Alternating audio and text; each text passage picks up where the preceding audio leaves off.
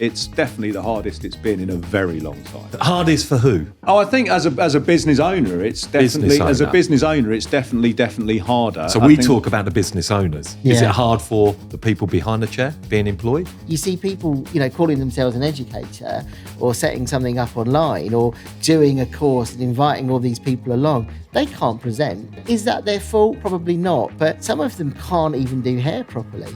I've educated more people than most classroom teachers, so I've got no problem with it. Problem is, we do a blank check to colleges, and some of them are great, and some of them are f***ing terrible. Hi, welcome to the Noble Barber podcast. I'm Anthony Laban, and we'll be talking to various people in the industry who've made it and their journey and how they got here. Talking honest, cutting through the crap, and making sure your story and their story is heard to help your business and hopefully mine. If you haven't already, please hit the subscribe button, and I hope you enjoy this episode. Hi there, I'm Anthony Laban. Welcome to the Noble Barber podcast. I'm here today in my store.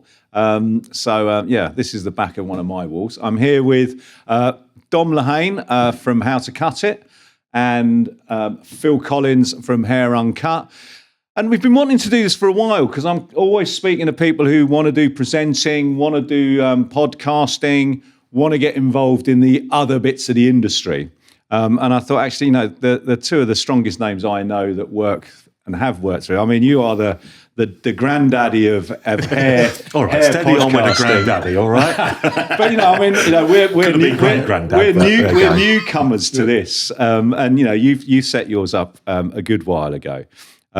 So that was kind of really, if we can maybe start chatting about that, I think that'd be a really interesting one. I mean, when did you start? 2017? Yeah, so literally the podcasting came into my world in around about 2014. Wow. That was when I discovered podcasting. And it was then that I thought to myself, you know what, I fancy a go at this. And it took me all that time to finally launch it 2017 on Skype. Wow, well done. That's just closed down, I see, hasn't it? Skype has just closed down. Yeah. But that's how it was. So seeing the landscape, seeing what you're doing, it's mental. How it's just become this massive industry now out there. There isn't a talk show, is there? That you know every celebrity goes on there. So I heard you just launched a podcast. Yeah. So they're brilliant and it's great. But look, when we first launched podcast, I had to explain to everybody what is a podcast. Honestly, it just was. Yeah, what is a podcast? I had to explain that. So it was hard, but it was so exciting because I felt kind of out there on my own. And people would say, well, why'd you do it? And I think that probably would be a good reason where we go a little bit today, because I'd probably say to you, why are you doing it? Yeah. Yeah, no, I mean, I think, how did you find getting people on that? Were people quite willing back in 14, 15? Yeah, they were. It was, to be fair, because we'd built a community then called Hair Club Live. And Phil would know that because he came along to some of our open chair nights that we do. So we'd already built up a little bit of connections in the industry. So, and one of them was Tom Connell, who in the hairdressing landscape has gone on to great things, was with Trevor Sorby. And so he was a great start. And I knew a lot of people that I could reach out to. And I think, again, because it was a time before not a lot of people were getting interviewed other than industry magazines, people were like, yeah, this is exciting. Other than that, it was just getting featured in the pages. So, we started with Tom Connell. Andrew Barton came on, Sophia Hilton. So we had some big hitters. And again, because it was quite new, even Instagram, you were getting a bit of coverage out there on Instagram. That was a great way to market the podcast. So, it was pretty good. And like I say, people hadn't really had that experience of having audio. Because it was audio, there was no video stuff going on. This was literally Skype and winging it. Yeah, which I mean, a lot of people say we should, looking like we do, we should have stayed audio, maybe. Yeah, well, that's exactly it. I mean, obviously, the podcast explosion and online explosion, kind of COVID was a big part of our industry during that time. And obviously, hair uncut came along as COVID, so was it hatching before? Was it something else? Before, I mean, we started 6 years ago, and then I think COVID helped in a weird kind of way. It accelerated the kind of number of members and the traction and everything. So it was for us, it was about trying to create a community, like Dom's done so well, so that you've got this group of hairdressers that can engage with each other, that can share ideas and be a support for each other, really. Yeah. Yeah. And are you finding that's the way your podcast is carried on? It must be a different beast now, 10 years later. Yeah, because, look, again, people will always say, I remember Johnny Barber, I had a conversation with Johnny early on, and, why are you doing this, Dom? Are you making money from this? Because, let's be honest, our time's valuable. And people will always say, why are you doing it? And for me, I think it was an adaptation of what we were doing. So even at that time, we were still part of the Hair Club Live, and it was an adaptation of that. Eventually, we parted our company. So for me, it's always, at the start of it, insights, inspirations, information, take your hairdressing and barbering careers to the next level. And that's what it's about. I mean, it's about finding that pathway. Did I look at it and think this could be opportunities? Absolutely, of course. I'm not sitting there as a busy fool. I want to be paid for offering great content, and we should never be shy of that. People what making money from, so it led us to opportunities, which aren't always the obvious thing that you think of when you start podcasting. But look, had I started now, it'd probably be a different landscape in a much more crowded market. But well, it's interesting when we started looking at this. I went back and started hunting out, and there was an absolute explosion of podcasts that started up during that COVID period, and they were really helpful, to keep people in touch, to keep those conversations going, to keep the community going. But like 90% of them stopped fairly soon, and I was saying, Luke here's great at telling me the figures. I think there's now over 2 million podcasts out there, but there's barely 200,000 of them that are actually live and producing. But new... it's a commitment. That's it, and it's like what Phil's done so well. Phil has managed a community where many have just come along with lots of enthusiasm, and they think tomorrow I'm going to be a superstar, or I'm going to make loads of money from this. That's the biggest lesson for us all, I think, is that commitment, and that's certainly something you've done, and that's something that you see, and consistency as well. Yeah. We can go into it so full on. If you don't keep consistent. Yeah, I think that's it. I mean, you found that now 6 years in with Hair Uncut. I mean, that's become quite a different beast than it was. Presumably it kind of changed a little bit during lockdown because of the needs. Yeah. And now coming out of it, I guess there must have been a kind of, where does this go now that COVID's over? And you kind of did you revert back to where you were originally, or has it become something other? I think it's like you both have said, it was always almost kind of started off as a bit of a hobby. And then you're kind of putting so much in, and you're doing lives, and you're talking to barbers and hairdressers, and you're doing interviews, and it's a full-time job. And then your other half sort of says, what are we doing? Because it needs to find a way to generate some money and to be a business. And I think what we then found was that brands were looking at the community, they were seeing how it was engaged, and we're sharing with hairdressers and barbers all around the world. And the majority of the members are made up from the UK. But I think then it starts to sort of resonate what you can do. But it's about community. There's a lot of communities out there, but I think it's about making sure that it's safe and people can share their work and share their ideas and talk about the industry. Yeah, you've been very good at, it's not, there's not an awful lot of attack mode in your in your world, which is really novel. I think it's really easy. From a keyboard to shout into me being a ball bastard talking about hair, and for you, for people about ball bastard. But people that are brave enough to kind of put work out. I've purposely never put work out since we've been doing this, but people do put out work, and I always feel really, really upset for them when you see this kind of disparaging kind of comments afterwards. Yeah, do you know, actually, on that point, what you're talking about, like we put work out there, so many of us, but everything's wonderful. That's great. But surely, there has to be a place as well for honest critique as well. Because but we need to do it in a more managed way. And that's one thing that always resonated with me. And Tom Connell, he talked about critique. And actually, that if you're putting work out, but that comes from the people to manage. And that's what I think with Phil and his strength with Hair Uncut. Yeah. He manages his, rather than just a community that people just go and offload spam ads and that. But if you put your work out there, look, you're going to have to, you got to go with that. And we need to be told in a constructive way. I think it's constructive, and I think that's what I've tended to see from Hair Uncut. That it's not just kind of shit throwing. It is, it can still be, criticism can be positive. But no, I think what you're doing there is really interesting. But obviously, I certainly get approached now about having a podcast and running a podcast, yes, and for doing kind of online and the whole social media area. What's your thinking now? You say about me setting mine up now. You must see that competition now is much heavier. You had a fairly open lane when you started. Yeah, look, honestly, yeah. I mean, it's every week there isn't, but look. The good will last. You've got to keep going. My point will always be, will you be here in 8 years' time? Because the thing that I would say about it, you've got to commit. And we all have a reason. And for me personally now, I think podcasts, we're overloaded with interviews now.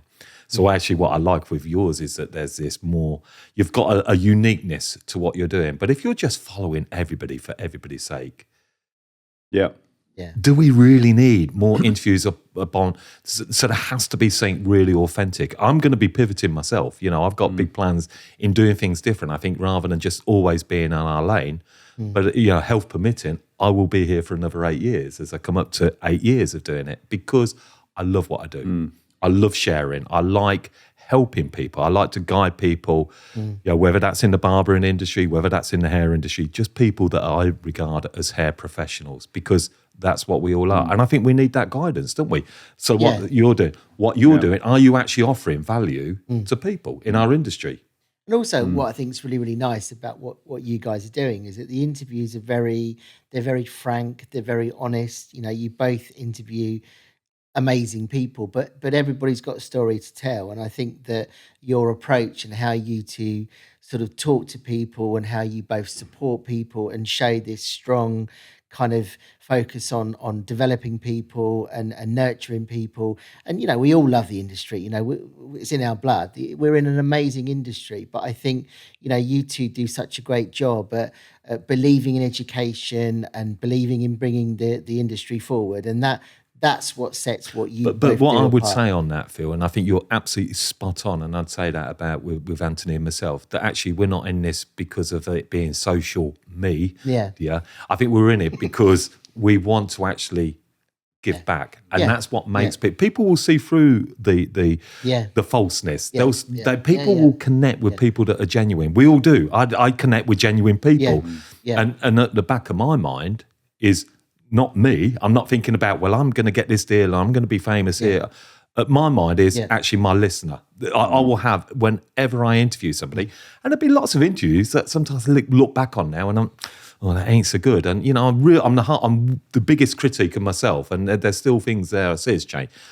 But the biggest thing that I will always say, it's the listener that matters most. And if it's my social media, and I'm no means a social media expert, but I feel sometimes, are we all becoming so focused on our own persona, our own story, which Instagram seems to reward, which is fine. But actually, where's the meaningful content? So I think if you're a good community builder, a good host, it's the person. I mean, I think that's interesting though. I mean, I think certainly for, I was just at Barber Bash recently, and the kind of the enthusiasm and the energy of people wanting to gain experience, wanting to get in, and chatting with Luke afterwards, you kind of go, there is this huge kind of landscape, good word, this huge landscape of our industry. What is available? There were kind of guys up on stage who were, Josh LaMonica, kind of, biggest names in barbering are up cutting. Slider Cuts is up there. You got these great names that are up there, and then equally you had some younger barbers who are up there for the first time. So, cutting on stage is a big step. But the thing about those, Anthony, so I'm just jumping in there, and you just mentioned like Josh, Slider, they're consistent. They are really good. And I feel like you're masters of the craft. They are really masters of the craft. I mean, Josh LaMonica, Johnny Barber, these people are top drawer. So they're always educating. And, did they set out on their journey when they started and thought to themselves, you know what, I'm going to be going around the world, in front of thousands of people? Probably not. They probably went out and thought, I'm going to be really good at this. Yeah. And it's taken them so long. And I always say, so if you go to the Barber Bash, you go to any industry event, there's a lot of people that just want to be famous for being famous. And they feel like I could do a fade cut. Yeah, so can thousands of people do great fade haircuts. But actually, what are you doing that's going to make you really go to that next level? Because at the end of it, they're probably all thinking, I want to be a brand ambassador. I want to be an educator. And they're like, that's where the Holy Grail, isn't it? Yeah. But actually, very, very few will ever get there. So, these people are really grounded down on their craft. Yeah, no, true. But I mean, there are opportunities out there, and people do want to get involved with brands. And I know both of you have spent a large chunk of your careers now working with brands. On top of, as we spoke about, we've just had London Fashion Week. You've got, Modern Barber Mag, Barber Evo. You've got these magazines that are just industry events. Beautiful. These huge industry events. There's training, live training as well as online. So there's all these different. This kind of pick and mix has grown kind of massively. And I'm always interested as to, how do you choose which to get involved in? How do you know what's right? How do you know what's the right thing? Because when I came along there was not so many. I kind of bumbled into this, and I did Fashion Week, and I got this and I got that because I was in the right place and I was working with the right people and so on. 90% of the stuff available now wasn't even in existence. But that's the world, isn't it? That's any industry. Whatever, there'll be careers that are going to be there in 10 years' time that we're not even known about. I mean, we talk about social, we talk about all this landscape.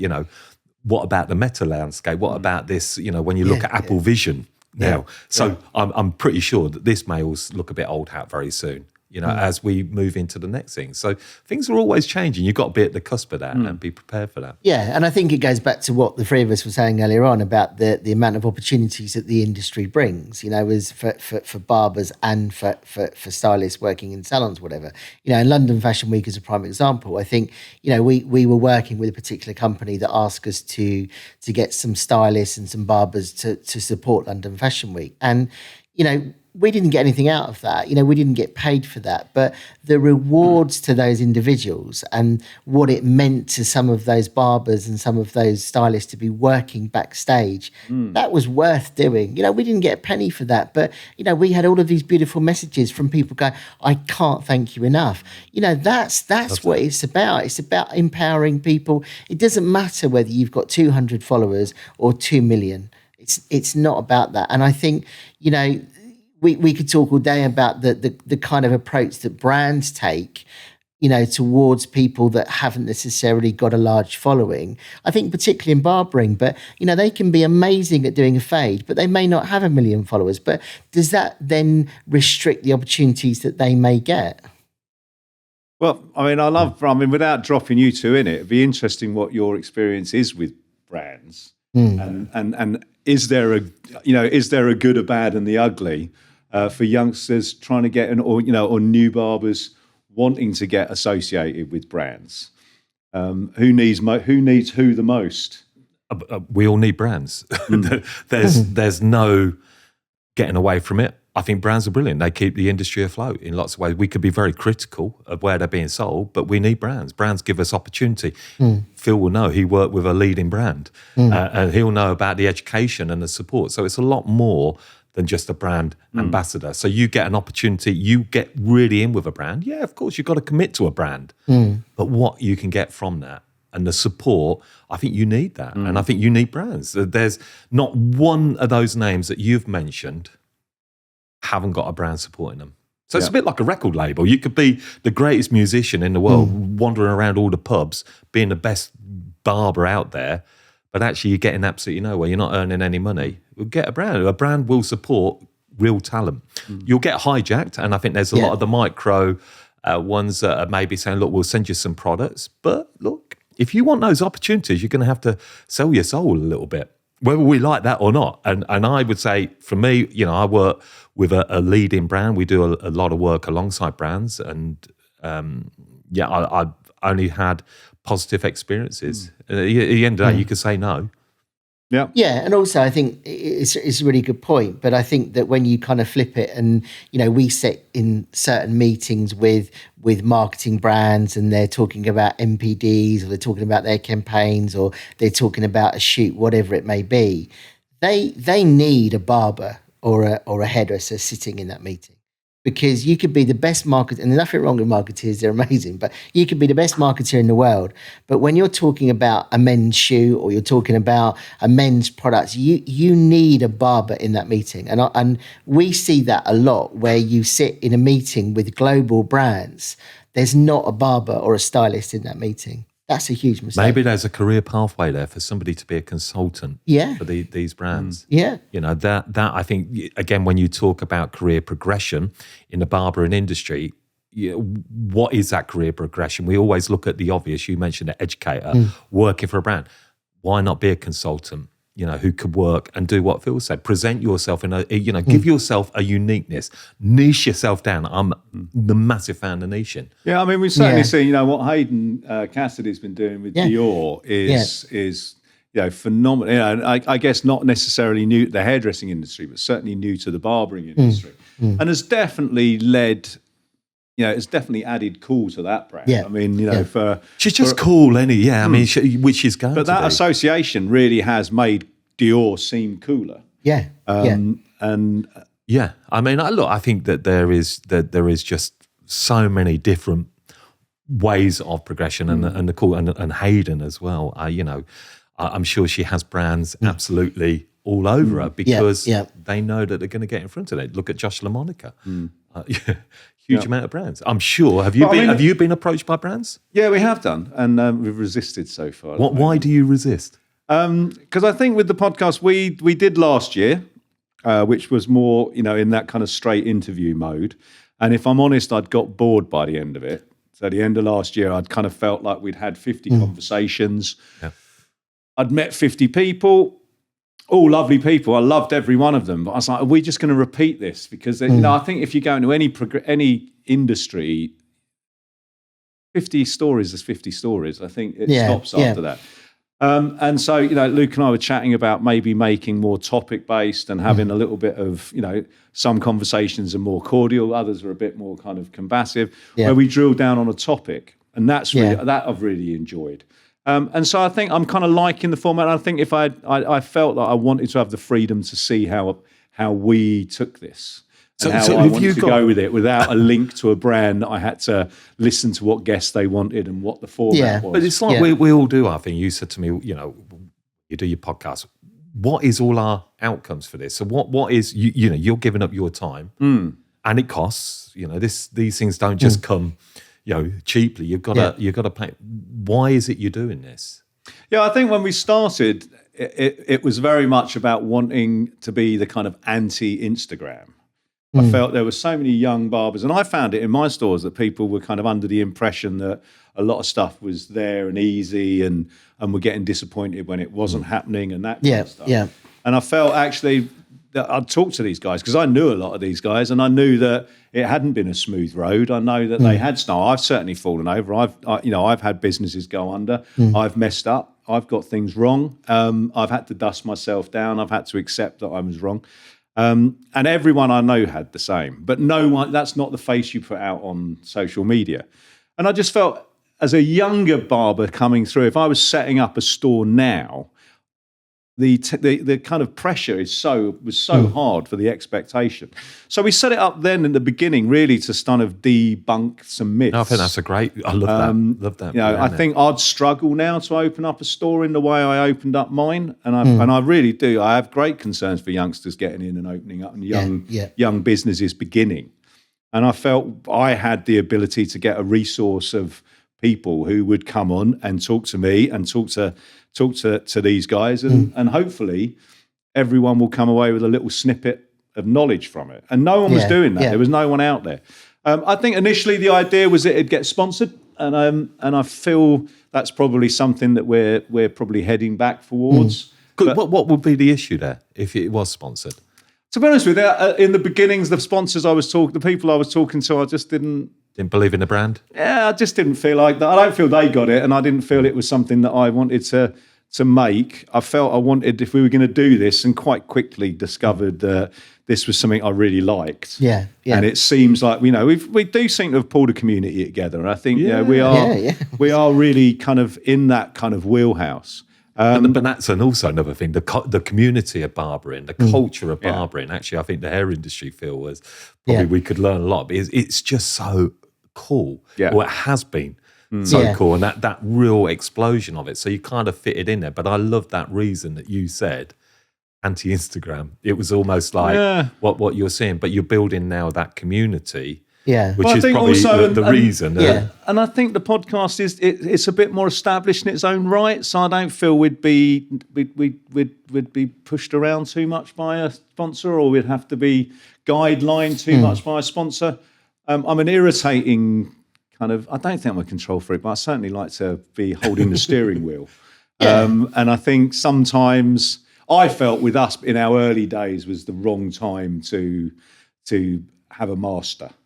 And everyone I spoke to at the time wasn't. And I think, I've still got a list of people that I'd quite like to have as sponsors. And if one of those comes through, then I'd be very excited. I'd say with Phil, as a community, you started it for a reason, but you have to have that business model, surely, in your mind, do you?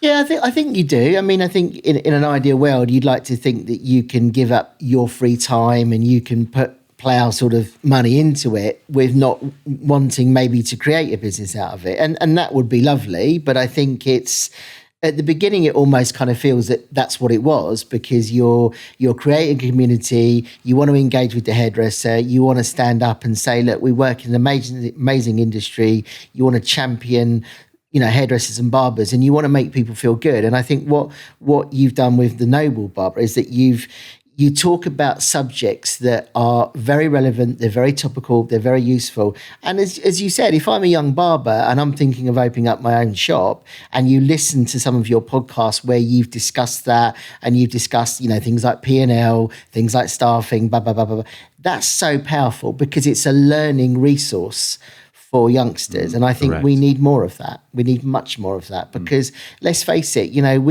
we can talk all day about different industry subjects within the barbering and the hairdressing industry, but it's very tough. It's very tough out there for many different reasons. Oh God, no. I mean, I would say everyone I speak to, including my business, is that it's definitely the hardest it's been in a very long time. And I think, so I think that hardest for who? I think as a business owner, it's definitely definitely harder. So we talk about the business owners. Is it hard for the people behind the chair being employed? But that's interesting. I mean, I think it's. we're certainly seeing the very other end. Because it's all like it's tough, but that's coming from the owners.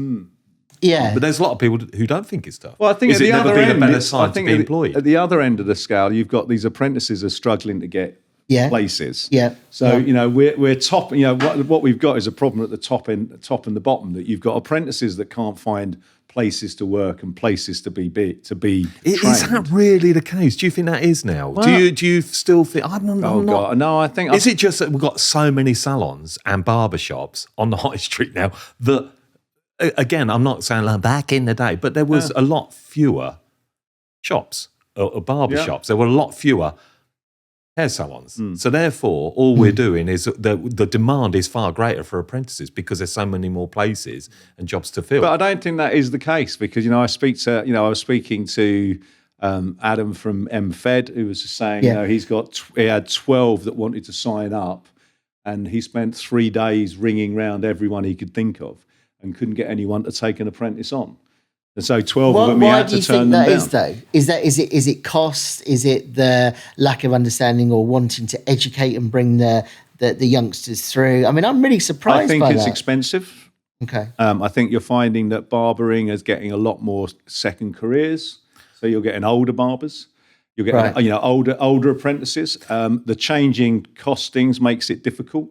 As your apprenticeship finishes, you're going straight up into, you're pushing £25,000, £26,000 a year salary, minimum wage to But then if you talk to colleges, they'll say that their courses are absolutely, the popularity of barbering courses, full-time barbering courses, are huge. Is that what you're up against? Is it the demand of, do they see barbering as an apprenticeship, a 2-year apprenticeship? Is that what we're battling against? Well, I don't know. I mean, I think unfortunately, I personally think that the colleges are filling the gap with places not taking them on. And I think that's why the college, I know from my point of view. So were you an apprentice? Yeah. How long was your apprenticeship for? My apprenticeship was 3 years, 2 years, and then a year improver. Yeah. Right. But I mean, our apprentices here now are 15 months. So we certainly sped it up, Right. without a doubt. And we will get our apprentices working within the year with clients. So we will get them cut. We will get them cutting kids. We will get them cutting cheaper. We will get them colouring. No, but again, I think I'm not used to being interviewed. But I think you've got such a passion for education, and when I've been in any of your spaces, and you're literally, obviously you don't do all of the training because you've got a team of people, but I've seen you take your apprentices through models, and I think that's. I don't know whether you can teach that, but it's in your DNA because of your background, because of your Tony and Guy Sassoon's kind of, you just have this infectious passion for education. And I think that's lacking in a lot of salon owners. I really do. Oh, no, I definitely agree that I think certainly a lot of stores have ballsed it up. And I think there have been, I'm not going to name, but there are certainly some big chain in the hairdressing area. Then, Anthony? I think there's a lot of big hairdressing chains who've taken on a lot of apprentices and let them down. I think there's a responsibility when you take on a trainee to have some training. And I think the badly trained assistants coming out of some of the big chains and some of the independents is woeful. And that's one of the things that I think is a real problem with the way colleges work, local councils work. How do we fix that then? Because this is, we hear these things, and I don't think it's a conversation that I haven't heard before. It's quite a regular conversation. But what are we going to do about it? Well, I think if I was being funded, if I was getting the £9,000, and I've done this in a podcast recently, if I was getting the £9,000 that the government are already spending, so I'm not after any more money, I'm not looking for Rachel Reeves to put taxes up again and charges. I'm just saying there's £9,000 being spent. Now, if I'm a store that is willing to take my apprentices seriously, as I am, I should get that £9,000. And out of that £9,000, I would pay City and Guilds to come in and they would do my EPA. And I wouldn't need to certificate. I would get outside sources to come in and certificate. Now, if I'm not wanting to do that, then I could leave that to the colleges, and that £9,000 still spent. Now, if I'm getting £9,000 from the government, I would assume that I would be watched. I would be checked. I would have to put in forms. I would have to pass red tape. I would have to liaise with local council. I would have to work with the education service. I mean, the only time I deal with the education service is when we do a week work experience. And then all of a sudden I meet the careers officers and I meet all these different people, and that's the only time I have it. I'd talk to the education department. I've got no issue with that. I've educated more people than most classroom teachers. So I've got no problem with it. Problem is, we do a blank check to colleges, and some of them are great, and some of them are fucking terrible. We allow youngsters to come out of school and go into salons, and some of them are great, and some of them are fucking terrible. And that's the problem. And I don't think you need to rewrite the manual. I just think you need to put the legislation that's there in the right hands. And I think as stores, if we were being paid directly by the government for our trainees, that's an incentive to take it seriously. You guys, I know I'd take a job more seriously if I like the paycheck. If I'm being asked to do something and I've got a job that I really don't fancy, but there's a good enough check at the back of it, then I'll get up early and I'll go and do that job. And I just think we're expecting hair and barbers to do all the training for none of the work. And we all know at the end of the day, there's nothing to stop our apprentices that we've put all that love and sweat into walking down the road and starting again. And we've done all of that for nothing. And I think that's the problem. You know, if you stack a deck the wrong way, someone loses. And I think, you know, we've been trying to play Find the Lady for the last decade and a half, and it's coming home to roost. No, you know, nobody absolutely. And you can hear that passion in your voice. And I think every barbershop owner, shop owner would feel exactly the same. So, but there has to be something there. I know you're looking to governments, you're looking at training providers, awarding bodies, all these, but there's got to be something. There's got to be an answer here. There has to be. There has to be. That, you know, we're not trying to fly people to the moon or to Mars. You know, we're talking about getting apprenticeships back in fashion for young people. Yeah, to I mean, come I back think in. the young people that we meet and our apprentices. I mean, hey, you know, we have a lady that's just joined us, Courtney, who is genuinely. I've been doing this game a long time. Best assistant I've ever met. Wow.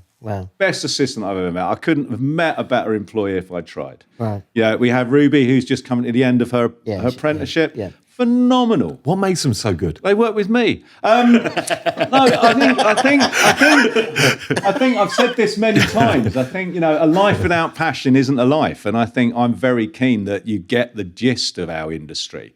You know, we were up early on Sunday morning to go to Barber Bash, and we were sitting in the car in traffic, and we got there, and we were surrounded by positivity and energy, and I'm still really passionate about that. I love doing a haircut with a new apprentice or a hairdresser or a barber that's been working with us a long time. I love sharing that knowledge.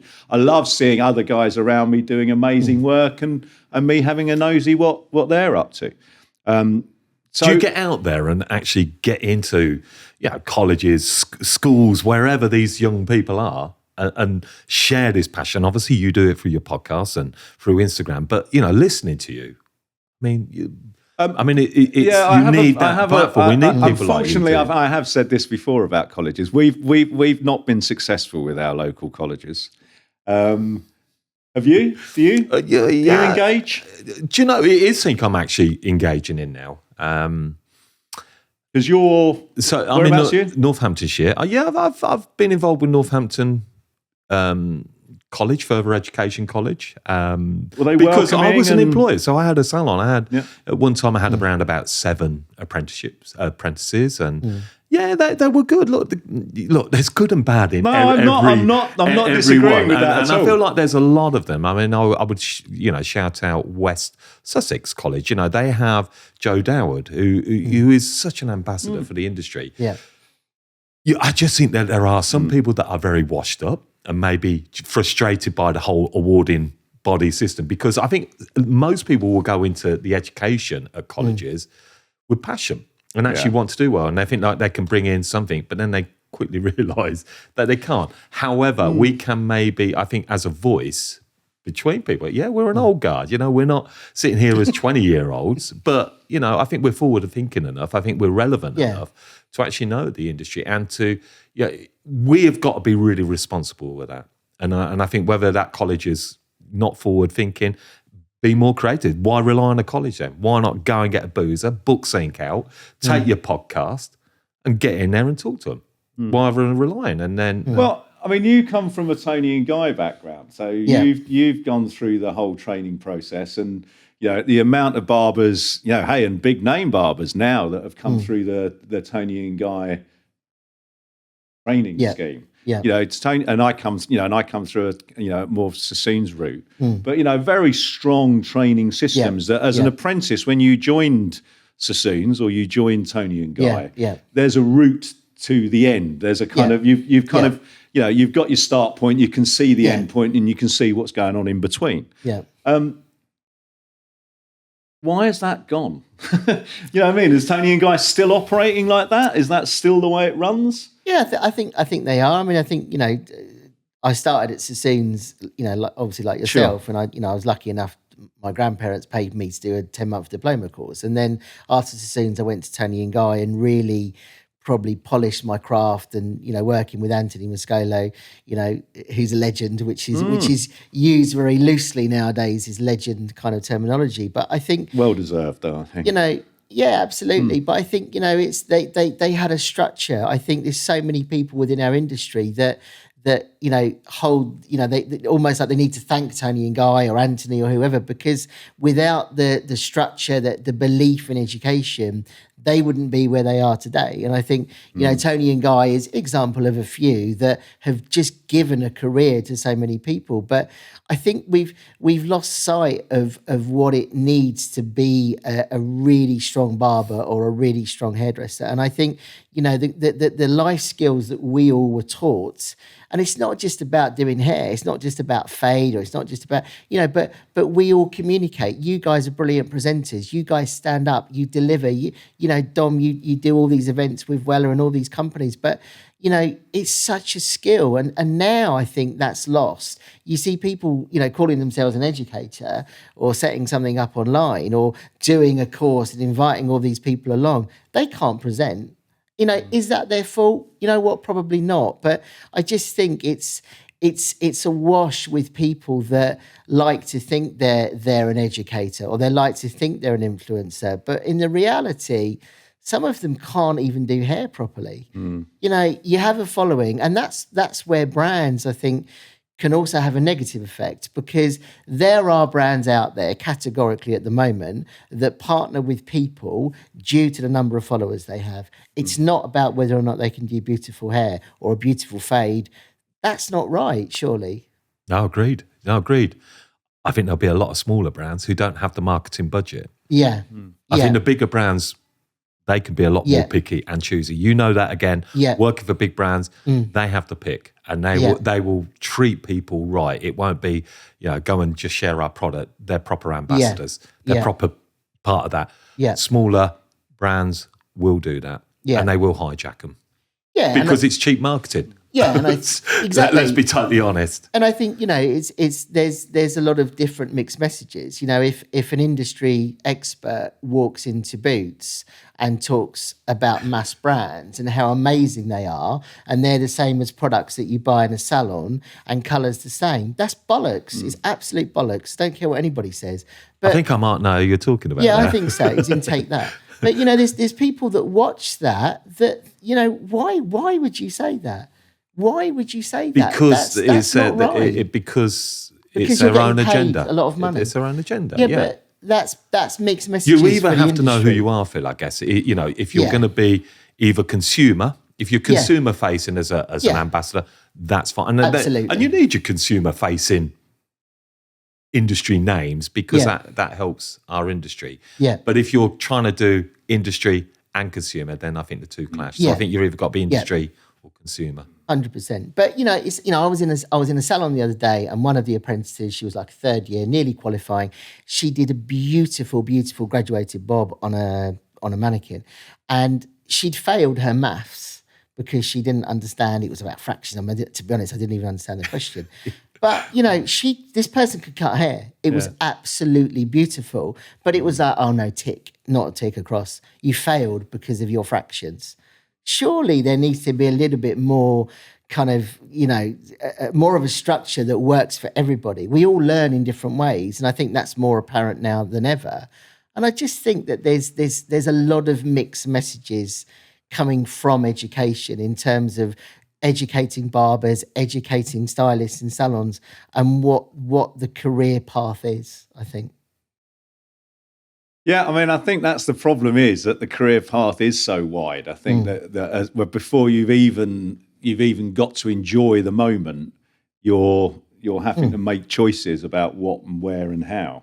And if you are doing interesting stuff and you're getting a following, then you are approached by brands, and that's quite tough to turn down when you're at the start of your career. And it's very flattering. It's flattering to get noticed. Yeah, and I think that enjoyment starts disappearing, I guess. Yeah, but at the end of the day, if we're talking about apprentices and getting a shortage of apprentices or shortage of places taking them on, but as an industry, we have to show that. There has to be that.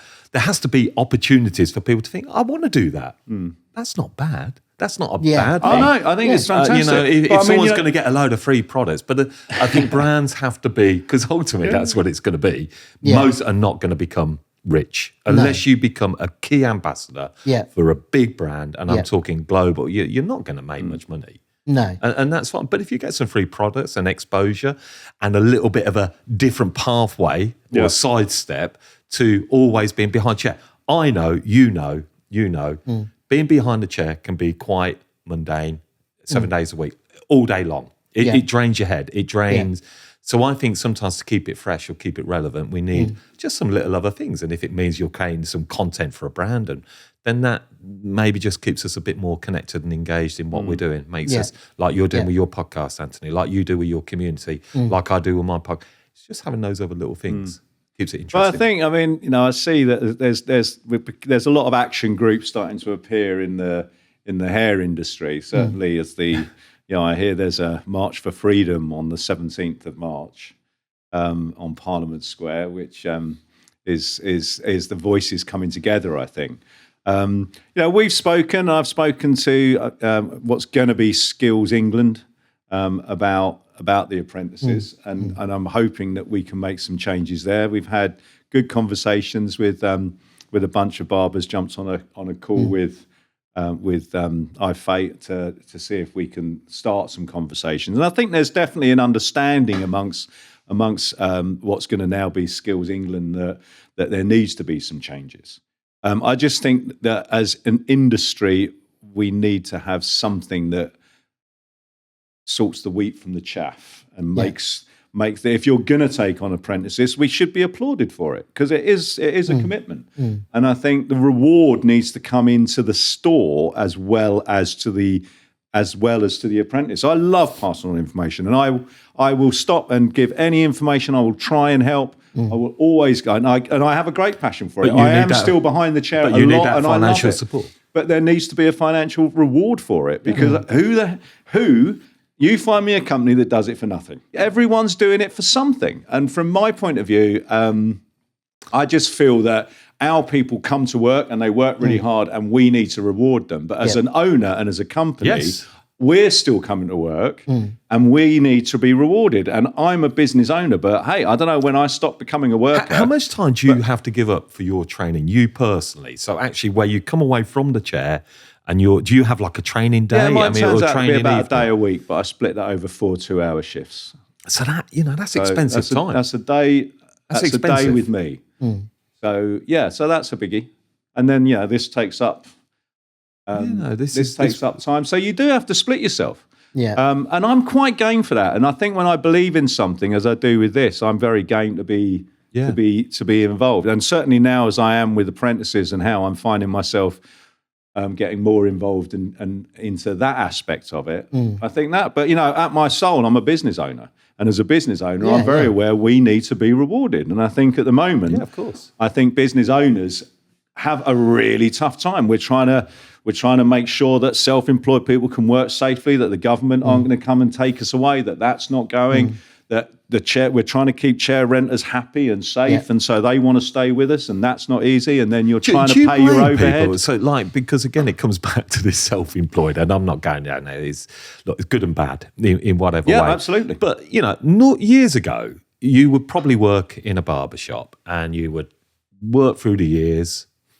Think, one day I'm gonna own my own barber shop. But they're now hearing this kind of repeated message. It doesn't sound great to own a shop anymore.